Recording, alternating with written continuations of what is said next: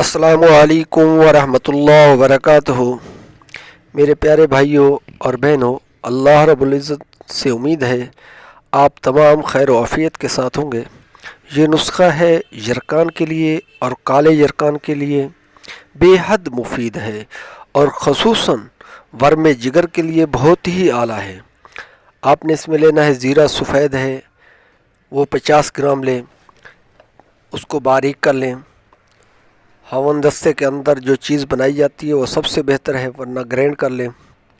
نشادر ٹھیکری ہے، وہ بھی آپ نے 50 گرام لینی ہے اور اس کو باریک کر لیں، انتہائی باریک کر لیں۔ اور اس کے بعد میٹھا سوڈا ہے، یہ پہلے سے باریک شدہ ہوتی ہے، اس کو باریک کرنے کی ضرورت ہی نہیں ہے۔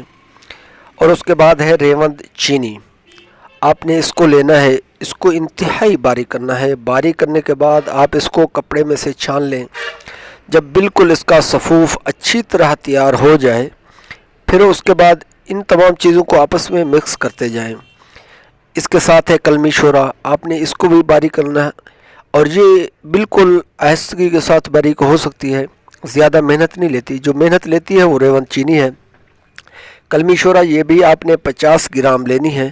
یہ جتنے بھی جز ہیں ان کو 50 گرام لیں اور ان کو پہلے ہر ایک کو علیحدہ باریک کریں۔ کوڑ جو لینا ہے، کوڑ انڈیا والا جو اصلی اچھا ہوتا ہے اسی کو لیں اور اس کو گرد غبار سے صاف کر لیں پہلے، پھر اس کو باریک کریں، انتہائی باریک کریں اور کپڑے میں سے چھان لیں۔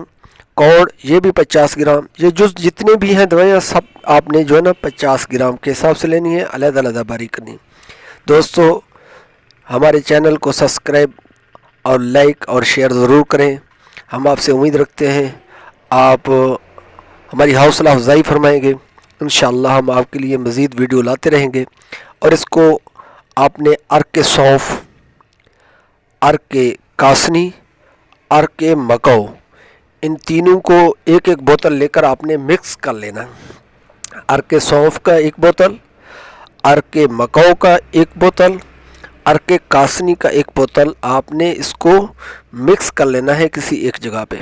پھر آپ نے جو دوائی بنائی ہے، صفوف جو پہلے سے تیار ہے، اس کو لینا ہے دن میں 3 مرتبہ، 2 ماشا سے 3 ماشا تک، روٹی کھانے کے بعد۔ ارک جو مکس شدہ ہوں گے آپ کے پاس تینوں، اس میں سے آدھا کپ آپ نے لینا ہے یا پونا کپ جو چائے والا ہوتا ہے۔ اور ہمیں اپنے دعاؤں میں یاد رکھیں۔ اللہ ہم سب سے راضی ہو، اللہ ہمارا حامی و ناصر ہو۔ السلام علیکم ورحمۃ اللہ وبرکاتہ۔